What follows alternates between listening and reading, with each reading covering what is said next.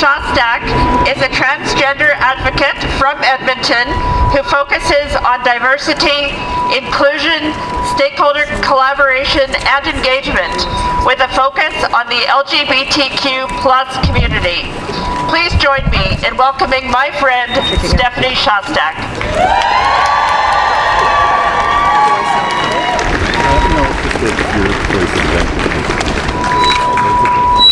Hello, Edmonton. It is my honor, privilege, and pleasure to be here today. As a woman who is transgender and who has a trans medical history, some people in our society will take exception to me being here today, to address you today. They take exception as they are uncomfortable with anything that is outside of the norm, that is different from their learned or passed on values and or beliefs, or it's just part of their unconscious bias. And you know what? I don't care.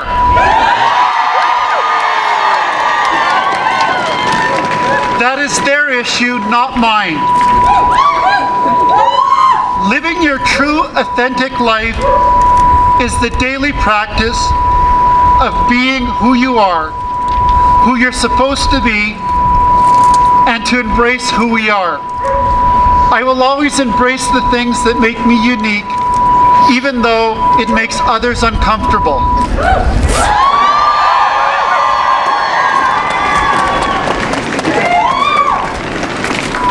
The power of women have come again, gathered here at the Alberta Legislature. They've come up with good ideas, like last year's March on Edmonton and this year's March on Edmonton Collective.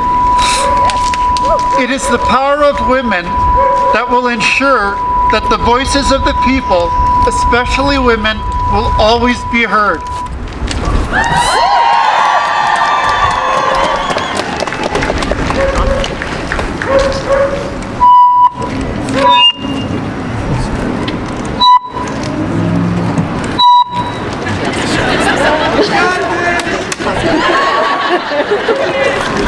Women are our heroes. They are our history makers. They have been here to break the glass ceiling that has been imposed upon them. Women have always fought for their rights and will always continue to do so. We only have to look back to Alberta's famous five: Emily Murphy, Harrietta Edwards, Louise McKinney, Irene Parablay, and Nellie McClung. They fought to have women declared as qualified people. That achievement of personhood for women was finally recognized in 1929, and it was a monumental change, and it gave more power to women. Let's move forward to 2018. 89 years later since we were formally recognized as people, but the fight is far from over. Women need to continue to push forward, to break down any barriers that are placed in front of them. The best way that women can do this is to continue to fight, to get involved, as Sarah Hoffman has said, in politics or in the leadership processes. The roadmap to success will ensure that all women are able to speak and achieve political and leadership positions. We have seen that this, in fact, is possible in both Alberta and Canada. We only have to look at the compositions of Premier Notley's and Prime Minister Trudeau's cabinets. But there's still work to be done. Let's just look at the municipal level. Look at Edmonton and Calgary. I am appalled. Only 15% of councillors in Edmonton and 20% of councillors in Calgary are women. until we strive to constantly get at least half of the people elected to government to be women, we still have a lot of work to do. And how do we get involved?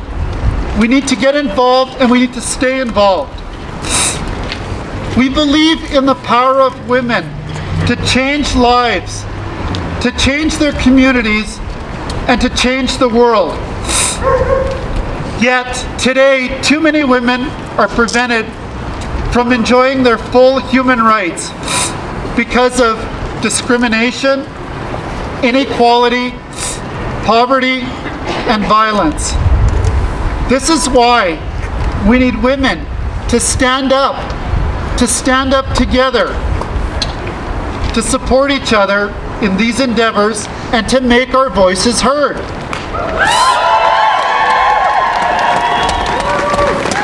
Together, we can ensure that every woman, regardless of their race, religious beliefs, color, gender identity, gender expression, physical disability, mental disability, age, ancestry, place of origin, marital status, source of income, family status, or sexual orientation are heard, respected, and valued.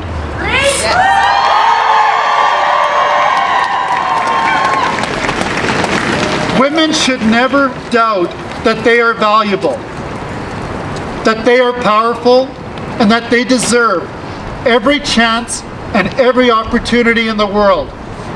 At the end of the day, we must remember that human rights are women's rights, and women's rights are humans' rights 24/7, 7 days a week.